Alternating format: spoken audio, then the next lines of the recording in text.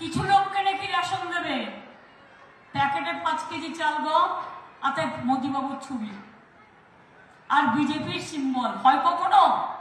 কোনো দেশে এই জিনিস হয় না, কোনো দেশে এই জিনিস হয় না।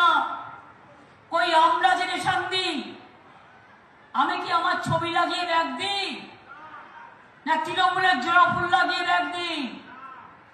তাহলে বুঝতে পারছেন, মনে রাখবেন।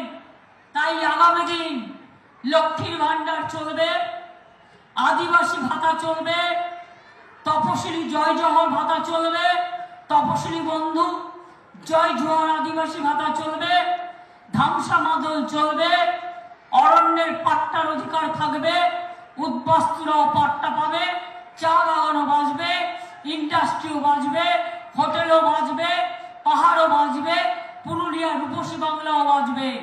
ভোট তো দিয়ে দেখলেন, এখানকার এমপি কিছু করেছে?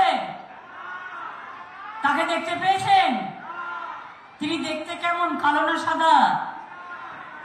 বিজেপি করলেই সাদা আর তৃণমূল করলেই কালো। কি মজা! আগে দেখেছেন একটা অ্যাড হতো, নির্মা ডিটারজেন্ট পাউডার নির্মা, ওটা মাখলেই সাদা হয়ে যায়। কিন্তু ওরা জানে না, কয়লা যায় না ধুলে, আর স্বভাব যায় না মলে। বিজেপির স্বভাব একটাই, আগের বারেও পুরুলিয়ায় মিটিং করে মিথ্যে কথা বলে গিয়েছিল। झूठ बोले कौवा काटे, झूठा बोलते हैं, झूठा बात करते हैं, लोगों को मारते हैं, लोगों को ऊपर अत्याचार करते हैं। और election commission salute to you. আমি আগেই স্যালুট দিয়ে দিলাম, বিজেপি আপনাকে রোজ দেয়।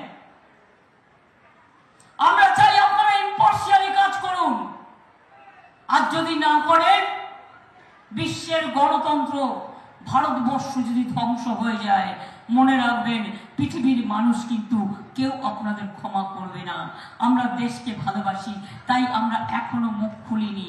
মুখ যখন খুলবো দেখবেন 32টা জাতের পার্টি আপনার বেরিয়ে গেছে।